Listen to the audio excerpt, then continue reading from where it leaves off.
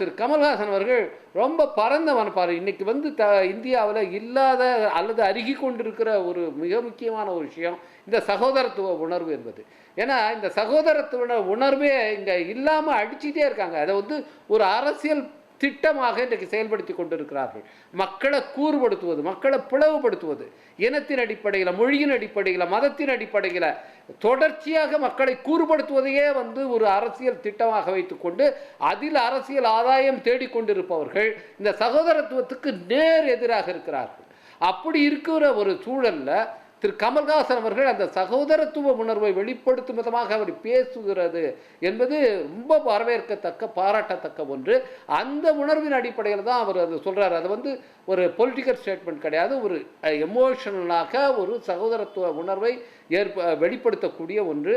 அதை வந்து நீங்கள் வந்து ஒரு லிங்குஸ்டிக் ரிசர்ச்சின் அடிப்படையில் அவர் சொன்னாரா இல்லையா என்று நான் பார்க்க தேவையில்லை.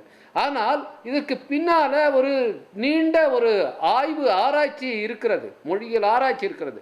கால்டுவெல் வந்து எப்போ திராவிட மொழிகளின் ஒப்பிலக்கணத்தை எழுதினாரோ அந்த நூலிலே அவர் ஆராய்ந்து வெளிப்படுத்தியது இன்றைக்கு இந்தியா மட்டுமல்ல உலகமெங்கும் ஏற்றுக்கொள்ளப்பட்ட ஒரு கோட்பாடாக அது இருக்கிறது.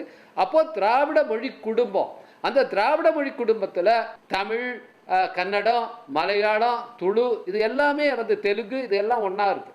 அப்போ அது கால்டுவெல் சொல்கிறாரு, எழுத்துக்களை அடிப்படையாக கொண்டு பார்த்தால் கன்னடம் வந்து தெலுங்குக்கு ரொம்ப நெருக்கமாக இருக்கும்போது போல தோன்றும். ஆனால் நீங்கள் அதனுடைய மொழியை எடுத்துக்கொண்டு பார்த்தால் அது தமிழுக்கு ரொம்ப நெருக்கமானது என்று கால்டுவெல் சொல்கிறார்.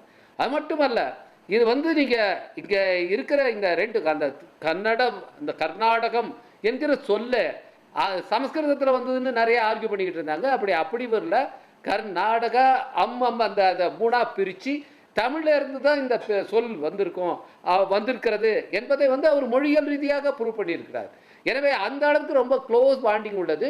இந்த திராவிட மொழி குடும்பத்திலேயே மூத்த மொழி தமிழ் தான். ஏன்னா நமக்கு கல்வெட்டுகள் இன்னைக்கு பார்க்குறோம், நமக்கு எழுத்து ஆதாரங்கள் கிமு 6-7 நூற்றாண்டுக்கு மேலே போயிடுச்சு. ஆனால் நம்ம கன்னட கல்வெட்டு ஹல்மிதி கல்வெட்டு என்று சொல்வார்கள்.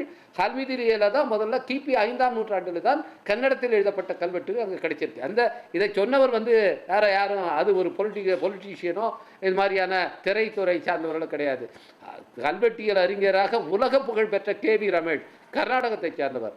கர்நாடகம் நம்ம சேர்ந்தவராக இருந்தாலும் கன்னடம், தமிழ், தெலுங்கு, சமஸ்கிருதம் என்று பல மொழிகளிலும் மிக ஆழமான அறிவு கொண்ட மறைந்த KV ரமேஷ் அவர்கள் இதை பற்றி சொல்கிறார். இப்படித்தான் இந்த திராவிட மொழிகளுக்கு இடையிலான உறவை பற்றி மிக அழகாக கல்வெட்டு ஆதாரங்களின் அடிப்படையாக சொல்லியிருக்கிறார்.